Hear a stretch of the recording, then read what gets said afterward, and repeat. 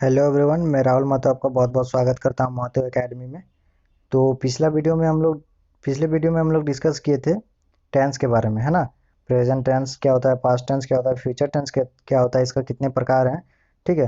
तो present tense का जो फर्स्ट है आपका प्रेजेंट इंडेफिनिट टेंस, उसके बारे में हम लोग पिछले वीडियो में बात किए थे। तो आज के वीडियो में हम लोग बात करने वाले हैं प्रेजेंट टेंस के सेकंड, यानी कि प्रेजेंट कंटिन्यूअस के बारे में, है ना। फर्स्ट पार्ट तो हम कंप्लीट कर दिए थे प्रेजेंट इंडेफिनिट टेंस का। अब हम लोग आते हैं सेकंड, यानी कि प्रेजेंट कंटिन्यूअस टेंस पे। ओके। तो ये जो आपका प्रेजेंट कंटिन्यूअस टेंस है, इसमें आपको इज, एम, आर, इसके बारे में आपको समझना होगा। इसको हम लोग बोलते हैं हेल्पिंग वर्ब। ओके। ये आपका हो जाएगा helping verb, is, am, are, है ना। इसके बारे में हम लोग डिस्कस करेंगे प्रेजेंट कंटिन्यूअस टेंस में। प्रेजेंट इंडेफिनिट टेंस मैंने आपको पहले बता दिया।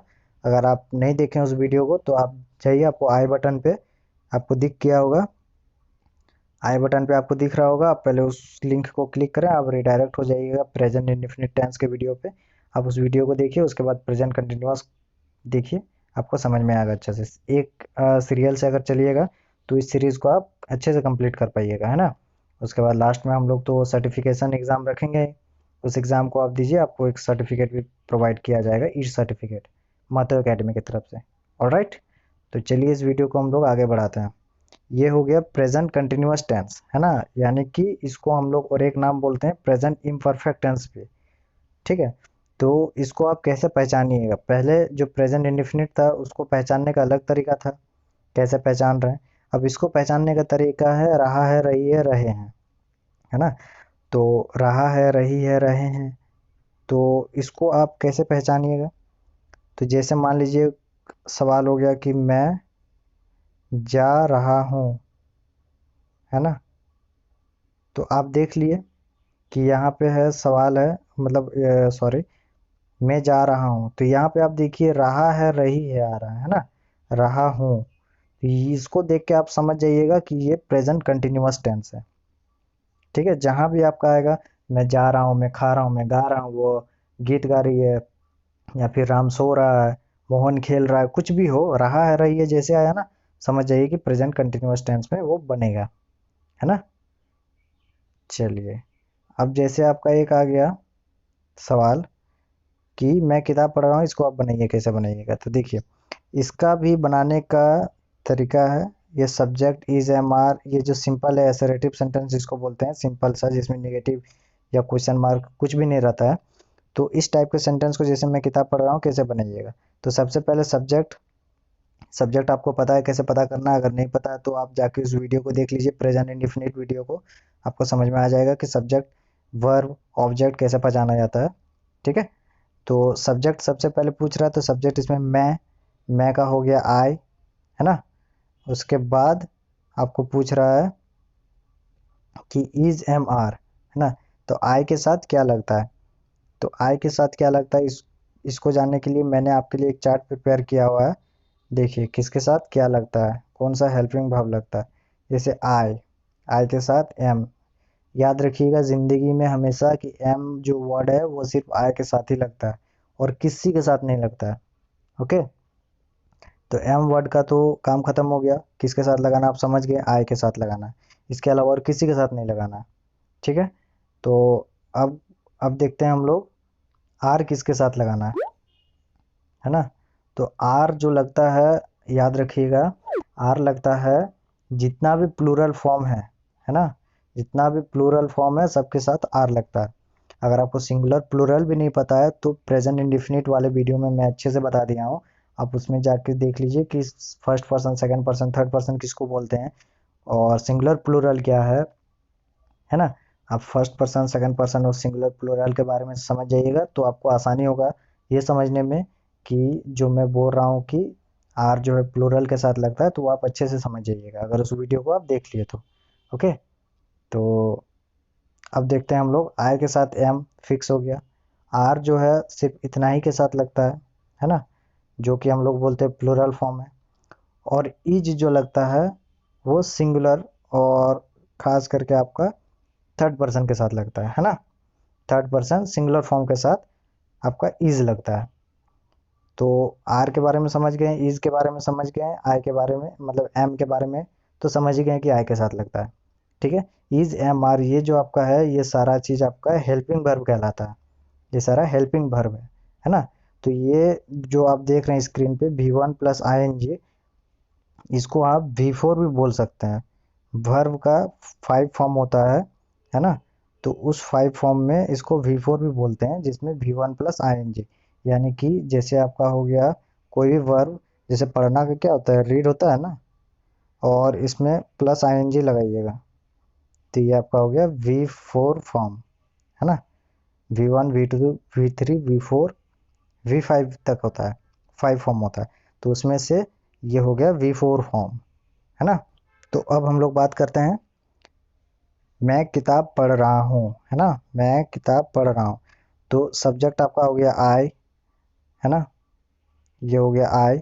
आई के साथ आपको लगाना है इज एम आर, तो आई के साथ क्या लगता है, याद रखिए एम, एम लगा दिए। उसके बाद V1 लगाना है, वर्ब क्या है मेरा, पढ़ना, रीड लिख दिए, ING जोड़ दिए, इसमें ING लगा दिए, ओके। उसके बाद ऑब्जेक्ट, ऑब्जेक्ट क्या पढ़ रहे हैं आप, किताब पढ़ रहे हैं, आप बुक, हो गया। चलिए अब दूसरे एग्जाम्पल को देखते हैं। दूसरा एग्जाम्पल है हमारा, वो विद्यालय जा रही है, तो वह जा रही है लड़की है, सी हो गया, ओके। सी के साथ क्या लगता है, इज लगता है, इज लग गया, है ना। यहाँ देखिए सब्जेक्ट इज एम आर में से इज लग गया।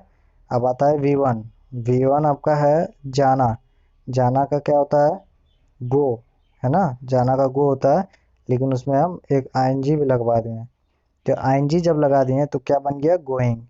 कहाँ गोइंग, तो विद्यालय, गोइंग टू स्कूल, ओके।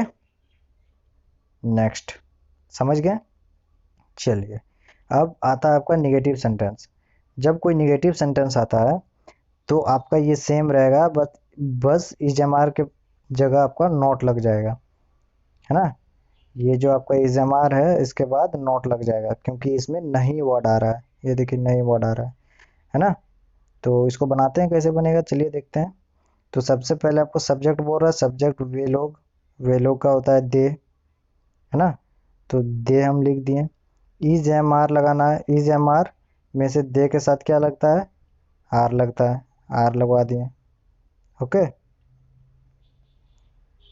दे के साथ आर लग गया। अब बोल रहा है नोट लगाने, क्योंकि यहाँ पे नहीं वर्ड आया हुआ है तो नोट लगा दिए। उसके बाद बोल रहा है V1, वर्ब क्या है, वे लोग लिख नहीं रहे हैं, तो ये जो लिखना हो गया ना, ये काम हो रहा है, तो वो जो काम हो रहा है उसको हम बोलते हैं, लिखना का राइट होता है इंग्लिश, तो राइट का ING जब लगाते हैं तो ये जो आपका ई है ये हट जाता है, इसमें ये ई हट के यहाँ पे ING जुड़ जाता है, यानी WRITING, writing, okay.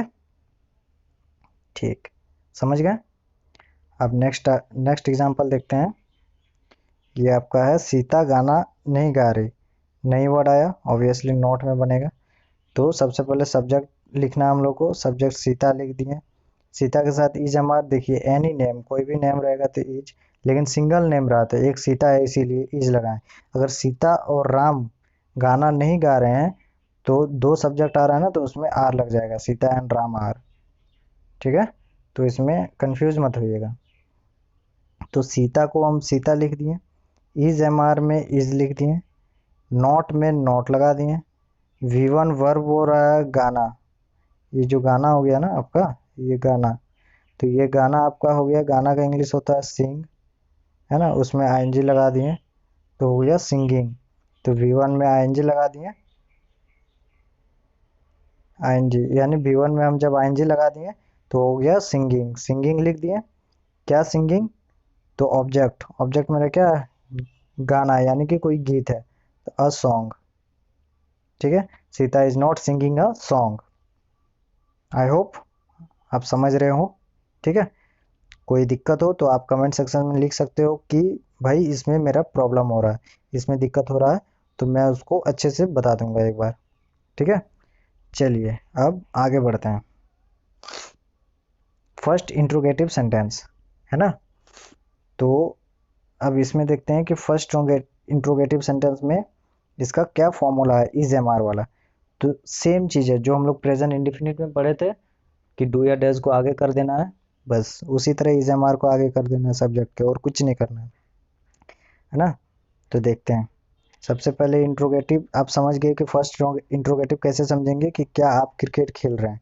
Question arise हो रहा है इज एम आर वाला, मतलब सॉरी, क्वेश्चन अराइज हो रहा है हाँ या ना में, क्या आप क्रिकेट खेल रहे हैं। तो आपको सवाल पूछा गया तो आप जवाब दीजिएगा हाँ या ना, है ना। तो इज एम आर, इस तीनों में से कोई एक लगाना है। तो उस तीनों को लगाने के पहले आपको सब्जेक्ट जानना होगा कि सब्जेक्ट क्या है। तो आपका सब्जेक्ट है आप, है ना। तो आपका इंग्लिश होता है यू, ठीक है, यू लिख दिए, है ना। अभी आप साइड में यू लिख के रखिए। यू के साथ क्या लगता है, यू के साथ देखिए इसमें लग रहा है आर, है ना। तो हमको इज एम आर पहले लिखना है फिर सब्जेक्ट लिखना है। तो यू के साथ जो लगता है वो हम पहले लिख दिए, आर लगता है आर लिख दिए, ठीक है, आर लिख दिए। और सब्जेक्ट हमको पता है यू है ना, सब्जेक्ट पता ही है यू है। उसके बाद वी वन लिखना है, वी वन वर्ब यानी कि खेलना, ठीक है। तो खेलना जो है प्लेइंग, मतलब वी वन फॉर्म होता है खेलना का प्ले, है ना। तो प्ले में जब आईएनजी लगा दिए तो वो हो जाएगा प्लेइंग, ठीक है। तो ये जो आपका है B one plus I N G, तो प्ले होता है, प्ले में आई एन जी लगा देंगे, प्लेइंग हो गया। अब क्या खेल रहे हैं, तो आप क्रिकेट खेल रहे हैं, तो यहाँ पे ऑब्जेक्ट में क्रिकेट लगा दें और क्वेश्चन मार्क ज़रूर लगाइएगा, है ना।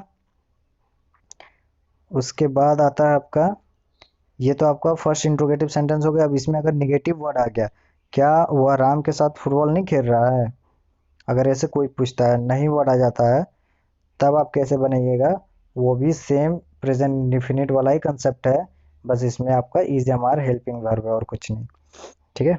तो सबसे पहले देखिए इज एम आर लगाना, इज एम आर आप सब्जेक्ट देखे लगाइएगा। तो इसमें सब्जेक्ट क्या है, वह, क्या वह राम के साथ फुटबॉल नहीं खेल रहा है।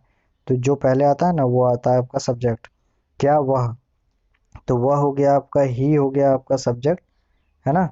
तो सब्जेक्ट ही के साथ क्या लगता है मेरा, ही के साथ इज लगता है। तो इस इज एम आर में से ही के साथ इज लगेगा, तो हम पहले इज लगा दिए, इज लगा दिए, है ना। और इज एम आर हो गया। अब बोल रहा है सब्जेक्ट, सब्जेक्ट पता हमको ही है। उसके बाद बोल रहा है नॉट, नॉट लगा दिए। उसके बाद बोल रहा है वी वन, वर्ब है मेरा खेलना, खेलना कब बताए थे, प्ले होता है ना। तो प्ले लिख दिए, उसमें आईएनजी लगाना है, आईएनजी लगा दिए, प्लेइंग हो गया। ऑब्जेक्ट लिखना है उसके बाद, तो ऑब्जेक्ट मेरा है फुटबॉल, और यहाँ पे मैंने क्रिकेट लिखा हुआ है, सॉरी। आप यहाँ पे क्रिकेट फुटबॉल कुछ भी हो आप लिख सकते हैं, ठीक है। जो आपका सेंटेंस है उस हिसाब से, मैंने ऊपर वालों को देख के क्रिकेट लिख दिया था, गलती हो गया, सॉरी। तो आप यहाँ पे फुटबॉल लिख दीजिए, ठीक है, फुटबॉल लिख दीजिए। तो आप कंसेप्ट को समझिए कि कंसेप्ट क्या है ना। ऑब्जेक्ट आप लिख दिए फुटबॉल या क्रिकेट कुछ भी हो। तो इसमें फिर बोल रहा है कि राम के साथ, है ना। तो ये आपका ऑब्जेक्ट तो लिख दिए, ऑब्जेक्ट के बाद भी अगर कोई वर्ड आता है तो वो ऑब्जेक्ट के बाद ही लगेगा, है ना। ये जो आप लिखे हैं ना, क्रिकेट या फुटबॉल जो भी लिखे हैं, तो इसके साथ जो आपका अदर वर्ड है जो भी ऑब्जेक्ट के बाद, वो आ जाता है। तो फुटबॉल तो लिख दिए, तो फुटबॉल तो खेल नहीं रहा है, किसके साथ नहीं खेल रहा है, तो राम के साथ। तो राम के साथ, तो विथ राम, ओके। साथ का इंग्लिश होता है विथ, और आपका जो है राम, वही लिखना है ना। तो आप समझ गए क्या वो राम के साथ फुटबॉल नहीं खेल रहा है, is he not playing cricket with Ram या फुटबॉल विथ राम, है ना। लेकिन लेकिन अगर आपको ऐसा कोई बोलता है इजंट ही प्लेइंग समथिंग कुछ भी, है ना। तो इजंट ही जो आ रहा है आपका, एपोस्ट्रोफी टी अगर लगाना है आपको तो यहीं पे लग जाएगा, इजंट ही, है ना, यहाँ पे। और यहाँ पे फर्स्ट में, तब नॉट आपका पहले नहीं लगेगा, नॉट आपका यहाँ पे आ जाएगा। सेम सेम कंसेप्ट है जो मैंने प्रेजेंट इंडिफिनिट में बताया था, ठीक है। डिट्टो वही है, आपको कुछ नहीं करना, बस इसमें इज एम आर और आईएनजी लग रहा है, और इससे ज़्यादा कुछ नहीं है, बाकी सेम कंसेप्ट है ना। तो ये आपका फर्स्ट इंट्रोगेटिव खत्म हो गया। अब चलते हैं हम लोग सेकेंड इंट्रोगेटिव की ओर। सेकेंड इंट्रोगेटिव में आपका जो फॉर्मूला है वो है question word is am are subject V1 ING object, कुछ नहीं है, सेम चीज़ है। जैसे एक सवाल हम ले लेते हैं कि कब, ठीक है, तुम कब घर जा रहे हो, तो कब जो वर्ड है, ठीक है, उसका इंग्लिश होता है वैन। इसी से क्वेश्चन अराइज हो रहा है, कब, तुम कब घर जा रहे हो, है ना, कब से क्वेश्चन अराइज हो रहा है। तो ये क्वेश्चन वर्ड आपको मिल गया, ये है वैन, आप लिख दिए वैन, है ना। उसके बाद बोल रहा है इज एम आर लगाने, तो इज एम आर तो भाई हम सब्जेक्ट देख के लगाएंगे। सब्जेक्ट मेरा है तुम का इंग्लिश होता है यू, और यू के साथ लगता आर, तो आर हम लगा दिए यहाँ पे, है ना, सॉरी, आर हम लगा दिए यहाँ पे, है ना। तो व्हेन आर, ये दोनों लग गया। अब बोल रहा सब्जेक्ट, सब्जेक्ट तो पता है यू, है ना, यू लिख दिए। उसके बाद बोल रहा है V1, V1 मतलब जाना, वर्ब, कोई काम हो रहा है, जाना एक काम हो रहा है, तो वो हो जाता है गो, लेकिन उसमें बोल रहा है कि ING भी लगवाने हैं यहाँ पे, तो ING भी लगा दिए। और कहाँ जा रहे हैं, तो गोइंग टू होम, ठीक है, तो गोइंग टू होम। ओके, समझ गए।